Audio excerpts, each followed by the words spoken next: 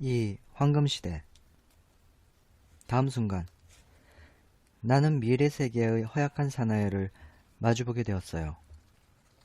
그는 곧장 내게로 다가와 내 눈을 보며 웃었지요. 두려움이라곤 전혀 없는 태도에 나는 속으로 조금 놀랐어요. 그는 뒤따라온 두 사람을 돌아보고는 매우 달콤하고 부드러운 목소리로 뭐라 말하기 시작했어요. 다른 사람들도 곧 도착하여 10명 정도가 내 주위를 에워쌌어요. 한 사람이 내게 말을 건넸죠. 이상한 일이지만 그때 나는 내 목소리가 너무 거칠게 들릴지도 모르겠다는 생각을 했어요. 그래서 고개를 저으며 내 귀를 가리키고는 다시 고개를 흔들었습니다. 그는 한 발짝 앞으로 나와 잠시 주저하더니 내 손을 만졌어요. 내 등과 어깨에도 그들의 조그맣고 부드러운 손이 와 닿았죠. 그들은 내가 실제로 존재하는지 확인하고 싶었던 거예요. 그들의 이런 행동에는 두려워할 만한 점이 전혀 없었어요. 사실 이 조그맣고 우아한 사람들의 상냥하고 천진스러운 태도는 사람을 안심시키는 면이 있었어요. 게다가 그들은 몹시 약해 보여서 나 혼자서도 충분히 그들 전부를 당해낼 수 있을 것 같았지요. 그러나 그들이 분홍빛 조그만 손으로 타임머신을 만지려 할 때는 당황하여 손대지 말라는 몸짓을 해 보이지 않을 수 없었어요. 그리고 얼른 타임머신에서 발진 레버를 빼서 주머니에 넣었어요. 까맣게 잊고 있던 위험을 너무 늦기 전에 깨달아서 다행이었어요. 그런 뒤에 나는 다시 돌아서서 그들과 어떻게 대화를 나눌지를 생각했습니다. 가까이에서 보니 그들은 드레스덴에서 만든 도자기 인형처럼 귀여우면서도 또 다른 특징들을 가지고 있었어요. 모두 곱슬머리였는데 목과 뺨 사이에서 싹둑 잘려 있었습니다. 얼굴에는 솜털 하나 없었고 귀는 아주 작았습니다. 입도 작았고 얇은 입술은 새빨갰지요. 조그마한 턱은 끝이 뾰족했고 눈은 크고 부드러웠어요. 그리고 이건 나 혼자만의 생각인지도 모르겠지만 그들은 나를 보고도 별 관심이 없는 듯 했어요. 그들은 내게 말을 건넬 생각은 없는 듯 그냥 미소 띈 얼굴로 내 주위에 둘러서서 자기들끼리 부드러운 목소리로 뭔가 이야기를 주고받았어요. 그래서 내 쪽에서 먼저 대화를 시도해 보기로 했지요. 나는 나와 타임머신을 가리킨 뒤 시간을 어떻게 표현해야 좋을지 몰라 태양을 가리켰어요. 그러자 자주색과 흰색 체크무늬 옷을 입은 조그맣고 특이하게 생긴 사람이 곧바로 내 손짓을 따라했어요. 그러고는 천둥 소리를 흉내내 나를 놀라게 했지요. 그의 동작이 무슨 의미인지는 분명했지만 나는 잠시 멈칫했어요. 갑자기 이 사람들이 바보가 아닌가 하는 생각이 들었습니다. 왜 그런 생각이 들었는지는 모르겠어요. 80만 2천 몇 년 뒤의 사람들을 지식이나 예술 등 모든 면에서 우리보다 훨씬 앞섰을 거라고 생각해온 탓인지도 몰라요.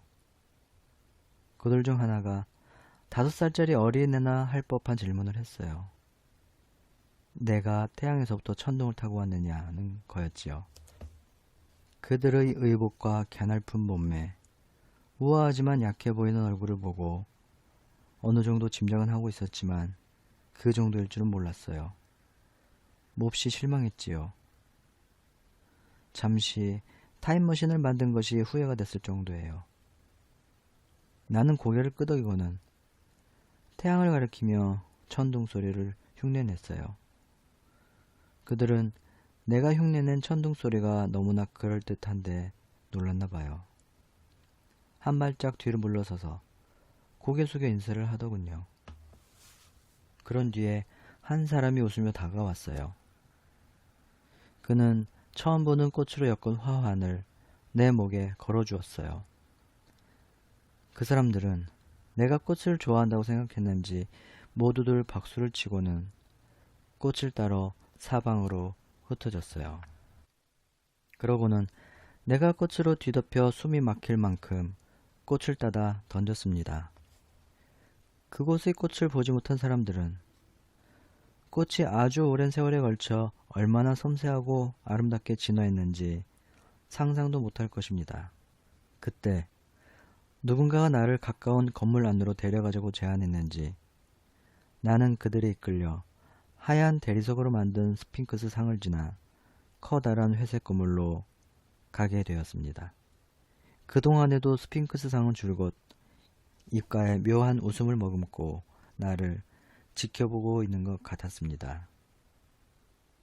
사람들을 따라가면서 나는 전에 미래의 후손들이 매우 진지하고 머리가 좋을 거라고 믿었던 것이 생각나서 절로 웃음이 나기도 했지요.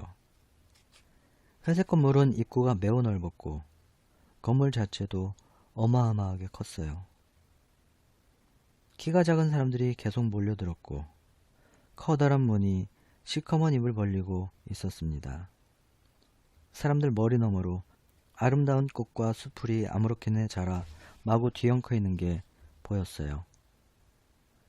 잔디밭은 오랫동안 손질을 하지 않은 듯 했지만 잡초는 없었어요. 이상하게 생긴 커다랗고 하얀 꽃이 많이 피어 있었는데 펼쳐진 꽃잎의 지름이 30cm는 돼 보였습니다. 하얀 꽃들은 야생화처럼 숲풀 사이에서 듬성듬성 자라고 있었어요. 하지만 그때는 꽃을 자세히 관찰할 여유가 없었죠. 타임머신은 철쭉으로 둘러싸인 풀밭에 내버려 둔 채였어요.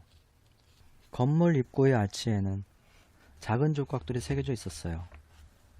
자세히 살펴보지는 못했지만 지나가면서 얼핏 보니 고대 페니키아식 장식 문양인 듯 했는데 오랜 세월 비바람에 시달려 많이 파손되어 있었어요. 밝은색 옷을 입은 몇 사람이 우리를 맞으러 문간에 나와 있더군요. 그들 사이에 서니 내가 입고 있는 오중초한 19세기 복장이 우스꽝스러워 보였어요. 나는 목에 화환을 건 채 밝고 부드러운 색 옷을 입은 사람들에게 둘러싸여 안으로 들어갔습니다. 사람들 속에서 웃으며 속삭이는 소리와 음악처럼 아름다운 웃음소리가 들렸어요. 큰 출입구는 전체적으로 갈색빛이 나는 커다란 홀로 이어져 있었어요. 천장은 그늘이 져 있었고 창문에는 군데군데 생유리가 끼어져 있었는데 창문 사이로 부드러운 빛이 흘러 들어오고 있었지요. 바닥은 판자가 아니라 딱딱하고 하얀 금속 덩어리로 되어 있었는데 아주 오래되고 낡아서 사람들이 많이 지나다닌 곳은 움푹 패어 있었습니다.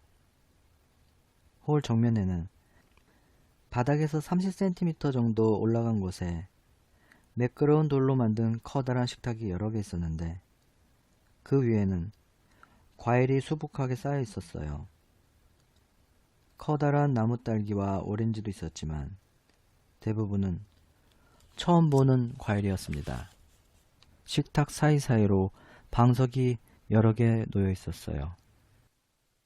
나를 안내해서 데려온 사람들이 방석 위에 앉더니 나에게도 방석에 앉으라는 몸짓을 했어요.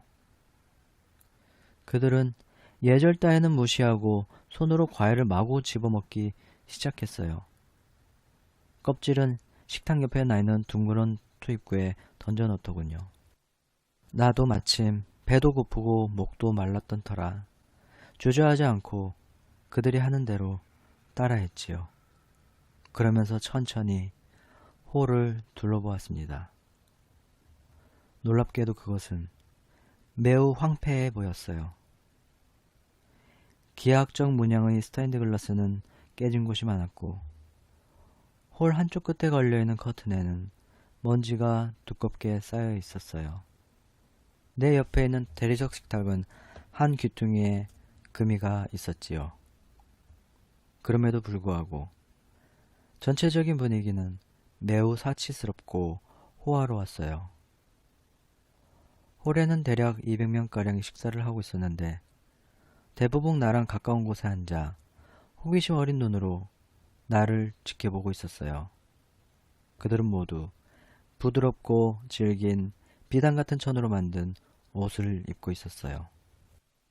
그들이 먹는 음식은 과일이 전부였어요. 이 먼 미래의 사람들은 철저한 채식주의자들이었어요. 나는 그들과 함께 있는 동안 고기도 먹고 싶었지만 과일로 만족하는 수밖에 없었어요. 나중에 알았지만 말, 소, 양, 개 등의 동물은 이미 오래전에 멸종해버렸던 것입니다. 하지만 과일은 매우 맛있었습니다. 특히 삼각뿔 모양의 껍질 속에 가루가 들어있는 과일이 아주 맛있었는데 거기 있는 동안 주로 그것을 먹었답니다. 처음에는 이 모든 특이한 과일과 꽃들을 보고 놀랐지만 차차 왜 그런 것들이 생겨났는지 알게 되었습니다. 하지만 그 이야기는 천천히 하기로 하지요. 나는 배가 어느 정도 부르자 이제 새로운 인류의 언어를 배워야겠다는 생각이 들었어요. 과일을 가지고 시작하는 게 좋을 것 같아서 과일 하나를 집어들고 손짓과 소리로 묻는 듯한 행동을 했습니다. 하지만 의미를 전달하는데 애를 먹었지요. 처음에는 내 모습을 보고 모두들 놀란 표정으로 바라보거나 깔깔거리며 웃어댔어요. 그러다 무리 중에 머릿결이 고운 사람이 내 말뜻을 알아차리고는 어떤 이름을 반복해서 들려주었어요. 그들은 제잘거리며 서로에게 긴 설명을 늘어놓기 시작했어요. 그들의 말을 이해하려는 내 첫 시도에 그들은 몹시 기뻐했지요. 나는 어린아이들 속에 낀 교장 선생님 같은 느낌이 들었어요. 얼마 안 돼요. 20개 정도의 낱말을 알게 되었고 이것, 저것, 먹다 등의 말도 알게 되었어요. 하지만 그 과정은 매우 더뎠어요. 키가 작은 사람들은 금세 피로해하며 내 질문을 피하려 했습니다. 그래서 어쩔 수 없이 그들이 가르쳐주고 싶은 기분이 들 때만 조금씩 배워야겠다고 생각했어요. 오래지 않아 나는 그들에게서 한 번에 아주 조금밖에 배울 수 없다는 것을 깨달았어요. 그들은 무척이나 게으르고 또 쉽게 지치는 사람들이었습니다.